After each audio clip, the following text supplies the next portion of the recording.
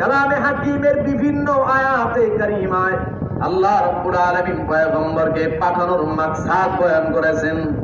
এই মাকসাদ নিয়ে নবী আমি আপনাকে পাঠাইলাম। আমার তিলাওয়াতকৃত আয়াতের মধ্যে আল্লাহ তাআলা তিনটা মাকসাদ বলেন। এক নাম্বার রব্বে কাবা বলেন, ইয়া আইয়ুহান নাবিয়্যু ইন্না আরসালনাকা শাহিদা। নবী, আমি আপনাকে জমিনবাসীর জন্য সাক্ষ্য দানকারী হিসেবে পাঠাইলাম। সুবহানাল্লাহ। নবী আলাইহিস সালাতু ওয়াস সালাম সাক্ষ্য দান করলেন হায়াতে জিন্দেগীর দুনিয়ায়। আল্লাহর নবী সাক্ষ্য প্রদান করেছেন। আল্লাহর নবী জমিন থেকে বিদায় হয়েছেন। বিদায় হয়ে যাওয়ার আগে নবী আলাইহিস সালাম কিছু ফর্মুলা বাতায় গেছেন। এই ফর্মুলার ভিত্তিতে আমার উম্মত তোমরাও সাক্ষ্য প্রদান করো। রওজায়ে আতহারে শুয়া শুয়া আল্লাহর নবী উম্মতের জন্য কান্দেন। হাসরের ময়দানে দাঁড়ায়ও আল্লাহর নবী সাক্ষ্য প্রদান করবেন। পৃথিবীর জমিনে রব্বুল আলামিন পয়গম্বর আরবীকে সাক্ষ্যদানকারী হিসেবে পাঠাইলেন। আল্লাহর নবী সাক্ষ্য দেয়, হে নওজোয়ান, ওই পুরুষ সম্পর্কে তোমরা ভালো মানুষের সাক্ষ্য প্রদান করো। ওই নারী সম্পর্কে তোমরা ভালো মানুষের সাক্ষ্য প্রদান করো। যে পুরুষকে তোমরা বেশি বেশি মসজিদে গমন করতে দেখো, নামাজ পড়তে দেখো, ওই নারী সম্পর্কে তোমরা সাক্ষ্য দাও। যে নারীকে তোমরা নামাজের মুসল্লায় বেশি বেশি দেখতে পাও, পর্দা পশিদা করতে দেখতে পাও, রোজাদার নারী, রোজাদার পুরুষ। হাত্তাকে নবী আলাইহিস সালাম বলেন, আরশে আযীমের ছায়া ব্যতীত ইয়াউমা লা জিল্লা ইল্লা জিল্লুহু, রব্বে কাবার কুদরতের ছায়া ব্যতীত আর কোন ছায়া যখন থাকবে না, ওই মুহূর্তে রব্বুল আলামিন কিয়ামতের ময়দানে যে মানুষগুলারে ছায়া দান করবেন, ওই মানুষগুলার মধ্যে একটা শ্রেণী হলো ওই নারী আর পুরুষ যারা জওয়ানকালীন সময়টা মসজিদের ভিতরে তাদের কলিজাটা বাইন্দা রাইখা আসছে। নামাজের জায়গায় কলিজা বান্ধা।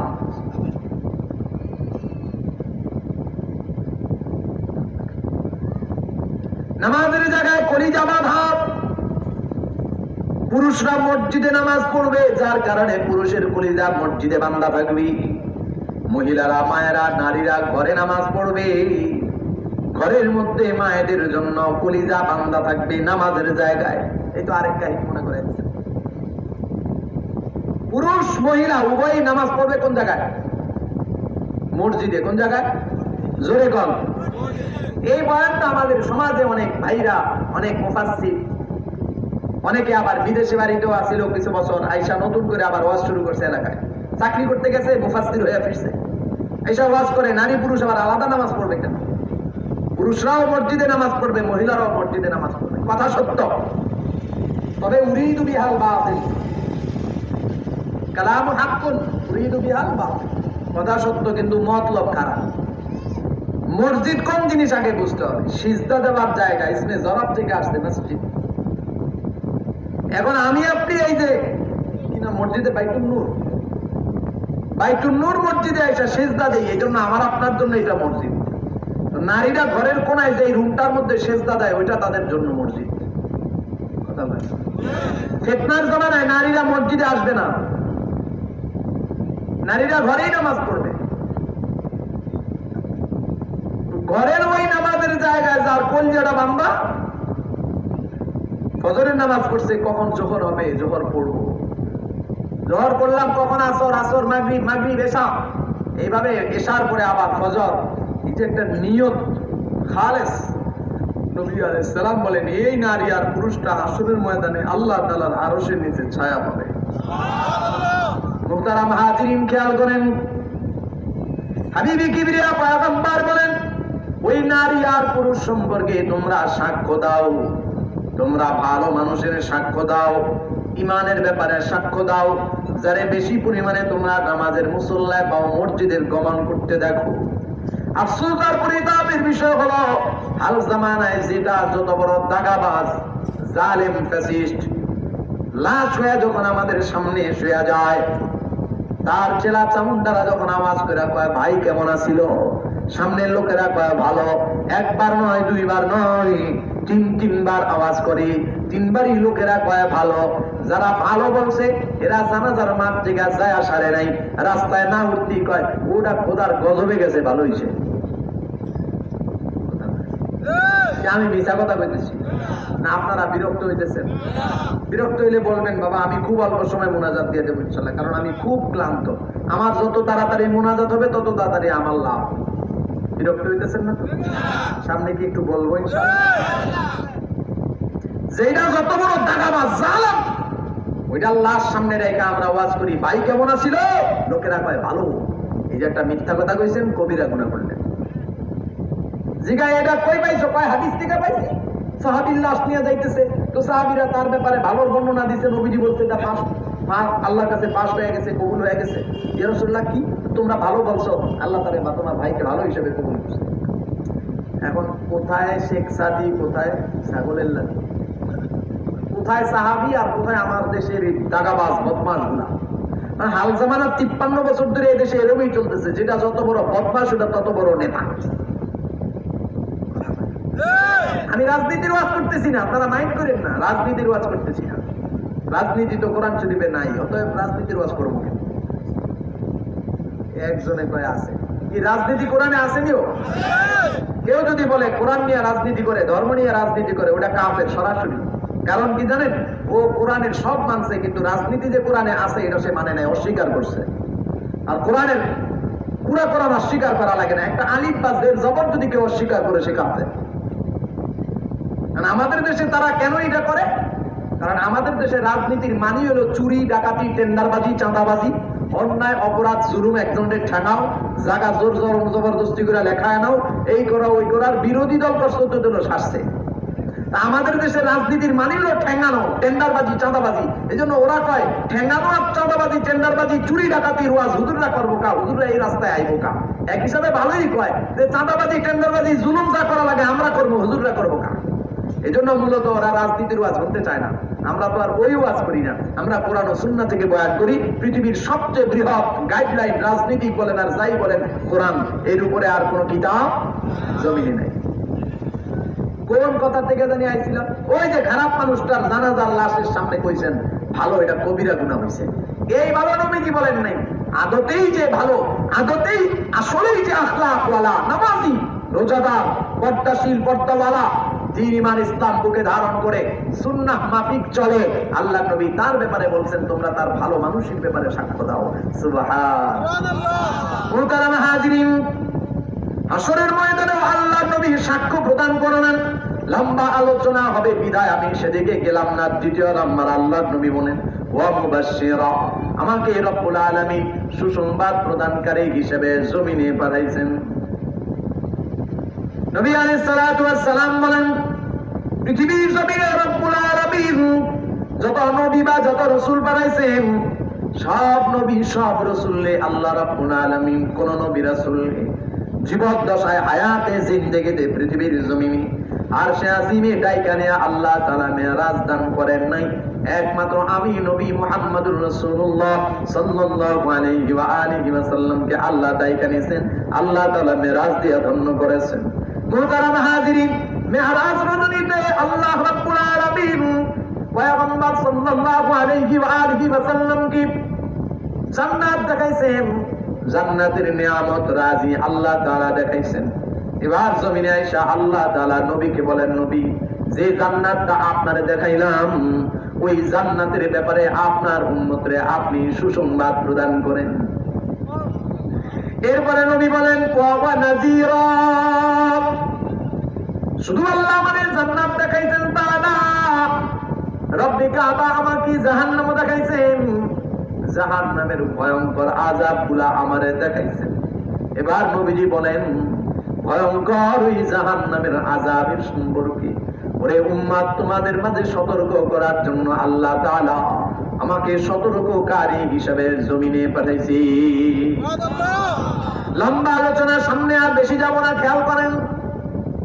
হাবিবি কিবরিয়া পয়গম্বর সাল্লাল্লাহু আলাইহি ওয়া আলিহি ওয়াসাল্লাম এই বয়ান করলেন পাশাপাশি বয়ান করলেন উম্মতেরা এই জান্নাত আর এই যে জাহান্নাম, ভয়ঙ্কর জান্নাতি জাহান্নাম থেকে বাইচা মাওলা পাকের জান্নাতে কিভাবে যাওয়া যায় এর একটা রাস্তা আল্লাহ রাব্বুল আলামিন আমার মাধ্যমে জমিনবাসীরে আল্লাহ তাআলা দেখাইছে।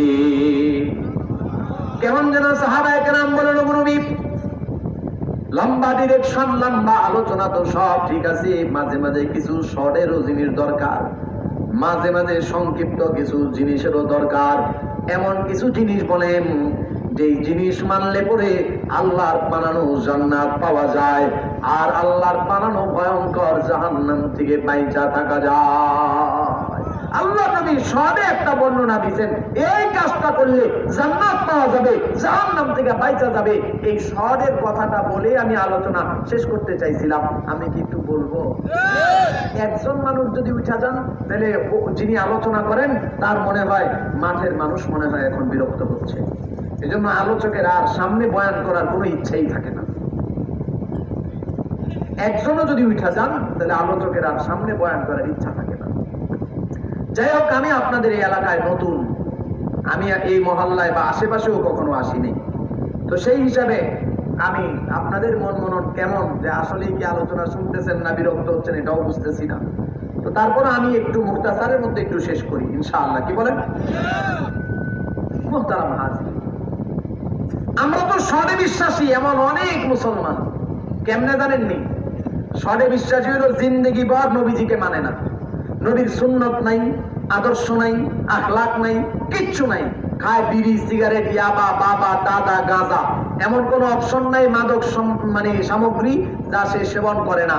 কিন্তু 12ই রবিউল আউয়ালে বছরের একটা দিন ও বিশাল বড় মিছিলে গিয়া উত্তান করে স্লোগান দেয়, সকল ঈদের সেরা ঈদ, ঈদে মিলাদুন নবী, এই সে বহুত কাহিনী। তো তারে এই জ্ঞানটা দেওয়া হয়েছে, তুমি সারা বছর যা করো আর না করো, নবীর আদর্শ মানো আর না মানো, রবিউল আউয়ালের 12 তারিখ মিছিলে আসবা তো তুমি নবী মানার সার্টিফিকেট পায়া যাইবা। নাউজুবিল্লাহ বলেন, নাউজুবিল্লাহ। 12ই রবিউল আউয়ালে আপনি মিছিল করেন, মিটিং করেন, আপনার এটা নিয়ে আমার কোনো বাধা নিষেধ নাই। তবে এটা সম্পর্কে আমার দুইটা বক্তব্য। এক নাম্বার বক্তব্য হলো, যারা জশ্নে জুলুসে ঈদে মিলাদুন নবীর মিছিল করেন, গত বছর তাদের মিছিলের সবচেয়ে বড় মিছিলটা হয় চট্টগ্রাম থেকে। সেই চট্টগ্রামের মিছিলের ব্যানারে লেখা ছিল জশ্নে জুলুস প্রতিষ্ঠার 50 বছর। নবীজি আলাইহিস সালাম জমিন থেকে বিদায় হয়েছে 50 বছর হয়েছে, একটু জোরে বলেন। প্রায় 1500 বছর। আচ্ছা, 1450 বছর ধরলাম, নবীজি জমিন থেকে বিদায় হয়েছেন 1450 বছর। যারা জশ্নে জুলুসের মিছিল করেন বিশাল, আমি এই বিষয় বয়ান করবো না, আমি আমার ধারাবাহিকে চলে যাবো, শুধু শর্টের বিষয়টা বোঝানোর জন্য এদিকে ঢুকছি। তারা নিজেরাই বললেন, নিজেরাই ব্যানার লিখলেন জশ্নে জুলুস প্রতিষ্ঠার 50 বছর। তার মানে নবীজি চলে যাওয়ার 1400 বছর পরে জশ্নে জুলুস প্রতিষ্ঠা হয়েছে। কথা বলেন, এটা তাদের বর্ণনা অনুযায়ী। আপনি সার্চ দেন ফেসবুকে, ইউটিউবে, দেখেন তাদের ব্যানার, তাদের ব্যানার গুলো দেখেন, লেখা আছে জশ্নে জুলুস প্রতিষ্ঠার 50 বছর। তার মানে নবী চলে যাওয়ার 1400 বছর পরে যে মিছিলটার প্রতিষ্ঠা হয়েছে, জন্ম হয়েছে, ওই মিছিলটা নবী মানার মাপকাঠি হয় কেমনে? ওই মিছিলটা যদি নবী মানার মাপকাঠি হয় তাহলে সাহাবায়ে কেরাম তো এটা করেন নাই, তাবেঈন এটা কেউ করেন নাই, হাত্তাকে এই 50 বছর আগে যারা বিদায় হয়েছেন তারাও কেউ করেন নাই, তাহলে তারা কেউ নবী মানেন নাই। এই এক নাম্বার কথা। দ্বিতীয় নাম্বার কথা হলো, আমার দিকে তাকান, আমার 3.5 হাতে বডিতে সুন্নতের কোন জিনিসটার অভাব আছে আমার একটু বলেন তো বাবা। আছে? এই যে হুজুররা এখানে বসায়, মুরব্বী বাবা কাটা, এই যে একজন মুহতারাম বসা, সুন্নতের কোন জিনিসটার অভাব আছে? কথা কয়, কোন অভাব আছে? এই হুজুররা যদি জীবনে কোনোদিন জশ্নে জুলুসের মিছিলে না যায় তো আল্লাহ তাআলা কবরে, হাসরে, মিজানে, পুলসিরাতে কখনোই জিজ্ঞেস করবেন না তুমি জশ্নে জুলুস করলা না কেন। কিন্তু এই যে মানুষগুলা, এই যে আমি, আমার 3.5 হাত বডি, আমার ব্যক্তি, পরিবার, সমাজ, ব্যবসা, রাজনীতি, আদর্শ সব যদি নবীর আদর্শের সাথে না মিলে তাহলে হাসরের ময়দান তো বহুদূর। কবরে মরার সাথে সাথে, কবরে রাখার সাথে সাথে 2 নম্বর এবং 3 নম্বর প্রশ্নটা করা হবে কি হবে না? তোমার আদর্শ কি ছিল আর তোমার আদর্শের মহানায়ক কে ছিল, এই 2টা প্রশ্ন কবরে করা হবে কিনা? তাহলে তোমরা যারা আদর্শের সবক দিলা, শর্ট পথের সবক দিলা, যে 3.5 হাত বডিতে সুন্নত দরকার নাই, দাঁড়িয়ে রাখতে হবে, পরে দরকার নাই, বিবিরে পর্দা রাখতে হবে দরকার নাই, 5 ওয়াক্ত নামাজ মসজিদে গিয়ে কে করে এত ঝামেলার দরকার কি? বছরে একদিন জশ্নে জুলুসের মিছিলে আসো, তাইলেই তুমি নবী মানলা। নবী মানার মাপকাঠি তারা দিয়া দিল। এই যে 3.5 হাত বডিতে নবীর আদর্শ নাই, আখলাক নাই, কবরে যাওয়ার পর কি উপায় হবে? আমি কি বুঝাইতে চাইলাম? আমি বুঝাইতে চাইলাম 3.5 হাত বডিতে নবীর সুন্নাত পুরোপুরি থাকলে জিন্দেগীর কোনোদিন জশ্নে জুলুস না করলেও সমস্যা নাই, কিন্তু 3.5 হাত বডি ব্যক্তি পরিবার সমাজে যদি নবীর আদর্শ না থাকে, জিন্দেগি ভর যদি জশ্নে জুলুসের মিছিল করে উল্টায় পাল্টায় ফেলাও, কবরে গেলে মুগুইরের অভাব নাই। মোহতারাম হাজিরিন, খেয়াল করেন, এমন শর্টের বয়ান আমরাও জানি, কিন্তু আমরা এগুলা করি না কেন? কারণ শর্টে আমল করতে হলে নবী আলাইহিস সালাতু ওয়াস সালামের আদর্শের বিকল্প নাই, লং এ আমল করতে গেল নবীর আদর্শের বিকল্প নাই। যা কিছু করতে হবে আমাদের বাটখারা থাকতে হবে নবীজির আদর্শ, আল্লাহর নির্দেশ, নবীজির তরিকা। আল্লাহর নির্দেশ আছে, রসুলের তরিকা নাই, এমন কাজ মুসলমানের কাজ হবে না। রসুলের তরিকা আছে, আল্লাহর নির্দেশ নাই, এমন কাজও মুসলমানের কাজ হবে না। উদাহরণ, এশার নামাজ আমরা পড়ছি, ফরজ 4 রাকাত নামাজের মধ্যে 4টা রুকু, কি বলেন? এখন আমরা বললাম যে জীবন ভর তো 4টা রুকুই করছি, রুকু করার নির্দেশ তো আল্লাহর আছেই, ওয়াসজুদু ওয়াবুদু ওয়ারকাউ মা রুকু করার কথা তো আল্লাহ বলছেনই, তাহলে রুকু জীবন ভর একটা করে করছি, আজকে 1 রাকাতে 2টা রুকু করব। তাহলে রুকু করার জন্য আল্লাহ নির্দেশ করছেন, রুকু করার আদেশ আল্লাহর পক্ষ থেকে আছে না নাই? কিন্তু নবীজি তরিকা দেখাইছেন, সাবধান, 1 রাকাতে 1টা রুকুই, 2টা করা যাবে না। অতএব নেক কাজ করতে গেলে নবীজির তরিকা করা লাগবে, কথা বলেন। আর বদ কাজের তো প্রশ্নই নেই। আচ্ছা, এবার সাহাবায়ে কেরাম কেমন যেন বললেন, হ্যাঁ ইয়া রাসূলুল্লাহ, একটা রাস্তা আমাদেরকে বলে দেন, যে রাস্তায় আমরা জান্নাত পাইতে পারি, জাহান্নাম থেকে বাঁচতে পারি। নবী আলাইহিস সালাতু ওয়াস সালাম বললেন, পৃথিবীর জমিনের যত মাখলুক, যত মানুষ, সব মানুষের, সব মাখলুকের রিজিক আল্লাহ তাআলা বন্টন করেছেন। কিয়ামত পর্যন্ত রব্বুল আলামিন রিজিক খাওয়াবেন। এই যে আল্লাহ পৃথিবীবাসীর ভিতরে নিয়ামত বন্টন করলেন, রিজিক খাওয়ান, কার উসিলায় জানো? নবীজি বলেন, আমি নবীর উসিলায়। আমার সাহাবী, কিয়ামত পর্যন্ত আনেওয়ালা উম্মতরে জানা দাও, যেহেতু আমি নবীর উসিলায় পৃথিবীর মানুষগুলো নিয়ামত খায়, রিজিক খায়, অতএব আমি নবী তোমাদের কাছ থেকে 2টা জিনিস পাওয়া না। আমি নবীরে 2টা জিনিস যদি বুঝায় দাও, তাইলে আল্লাহর বানানো জান্নাত পাওয়া যাইবা, জাহান্নাম থেকে পাইতে যাইবা। কারণ তোমাদের দেওয়া 2টা জিনিস আমি যখন বুঝা পাবো, তখন আমি নবী তোমাদেরকে একটা জিনিস দেব, যে জিনিসের বদৌলতে রব্বুল আলামিন জাহান্নাম থেকে মুক্তি দিয়া তোমারে জান্নাত দিবে। নবী আরবি বলেন, আমাদের কাছ থেকে কয়টা জিনিস পাওয়া না? হাবিবি কিবরিয়া পয়গম্বর বলেন, 1 নাম্বার, আমি নবী আমার উম্মতের কাছে পাওয়া না, আমি চাই আমার উম্মত আমারে ভালোবাসবি। সুবহানাল্লাহ, এই বেশি কিছু চাইছেন?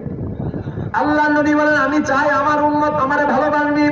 রে নওজোয়ান, রে পর্দার আমার বোনেরা, ভালোবাসার জন্য দিবস কায়েম করলাম, ভালোবাসার জন্য রজনী কায়েম করলাম, দিন বানাইলাম, রাত বানাইলাম। ফেব্রুয়ারি মাসটা আইসা সারে নাই, চকলেট ডে, কোলাকুলি ডে, কিলাকিলি ডে, র্যাক ডে, হাগ ডে, ভালোবাসা ডে আছে না নাই?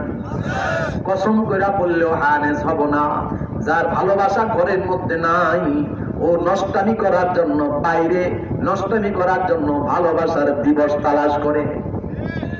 শরঈ দৃষ্টিকোণ থেকে সম্পর্ক 2টা, বলেন কয়টা? একটা আল্লাহ, আল্লাহর রাসূল, শরঈ দৃষ্টিকোণ থেকে সম্পর্ক। আরেকটা রক্তের সম্পর্ক, আব্বা আম্মা, ভাই বোন, স্ত্রী সন্তান, পরিবার পরিজন, পাড়া প্রতিবেশী, জমিনে মানুষে মানুষের সম্পর্ক। মুহতারাম হাজিরিন, এই যে ভালোবাসা, ভালোবাসার জন্য শরঈ দৃষ্টিকোণ থেকে সর্বপ্রথম ভালোবাসার হকদার হলো আল্লাহ আর আল্লাহর রাসূল। রক্তের সম্পর্কের দিক দিয়ে যে ভালোবাসা, ওই ভালোবাসা পাওয়ার সর্বপ্রথম হকদার হলো আমার আব্বা আম্মা। আব্বা আম্মার সঙ্গে ভালোবাসার সম্পর্ক নাই, আব্বা আম্মার সঙ্গে আদব লিহাজের সম্পর্ক নাই। যুব সমাজ ভালোবাসা দেখায় ফেসবুকে, ভালোবাসা দেখায় 14 ফেব্রুয়ারিতে, ভালোবাসা দেখায় ফেব্রুয়ারির অন্যান্য দিবসে। এমন ভালোবাসা যদি হয় তাহলে এটা ভালোবাসা নয়, এটা আল্লাহর গজব। অপেক্ষা করো, যে যুবক আব্বা আম্মার সঙ্গে ভালোবাসার ব্যবহার করো না, আদব লেহাজের ভালোবাসার সঙ্গে ব্যবহার করো না, সম্মানের ব্যবহার করো না, বাইরে গিয়া ভালোবাসার জন্য পাগল হয়ে যাও, রজনী দিবস কায়েমের জন্য ব্যস্ত হয়ে যাও। লেখারা কবিলা যায়, আব্বা আম্মার জীবদ্দশায় যদি আব্বা আম্মার কাছ থেকে মাপ চাইতে না পারো, আব্বা আম্মা যদি চইলা গিয়া থাকি, তাহলে এই জীবন দুনিয়াতেও বরবাদ, পরকালেও বরবাদ। হাবিবি কিবরিয়া পয়গম্বর বলেন, আমি চাই আমার উম্মত আমাকে ভালোবাসবে। এরপরে নবী বলেন, দ্বিতীয় নাম্বার যে জিনিসটা আমার উম্মত আমারে বুঝায় দিবি, সেটা হলো উম্মত যদি জবানে জবানে বলে ভালোবাসি, কিন্তু কাজ দিয়া যদি না বুঝায় তাহলে হবে না। কারণ মানুষ, ইন্নাল ইনসানা লিরাব্বিহি লাকানুদ, মানুষের মতো নিমুখ হারাম জমিনে দ্বিতীয় মাখলুক নাই, প্রাণী নাই। জোরে বলেন নাউজুবিল্লাহ। নবী বলেন, আমি জানি মানুষের জবানে একটা কয় আর দিলের মধ্যে থাকে আরেকটা, দিলের মধ্যে থাকে একটা, জবানে বলে আরেকটা। এই জন্য আল্লাহ নবী বলেন, শোনো, শুধুমাত্র জবান দিয়া বলবা হবে না, আমি নবী চাই আমাকে ভালোবাসার ঘোষণাটা দিয়া দ্বিতীয় নাম্বার আমারে যে জিনিসটা দিবা সেটা হলো ভালোবাসার প্রমাণ দিবা। মুহতারাম হাজির, খুব দূরের উপরে শেষ করতেছি, খেয়াল করেন। আল্লাহ নবী বললেন, এই দুইটা জিনিস আমারে বুঝায় দাও। এক নাম্বার আমারে ভালোবাসো, আর দ্বিতীয় নাম্বার ভালোবাসার প্রমাণটা আমারে বুঝায় দিবা। বাংলা ওয়াজ সবাই আমরা জানি, বিবি তোমারে ভালোবাসি,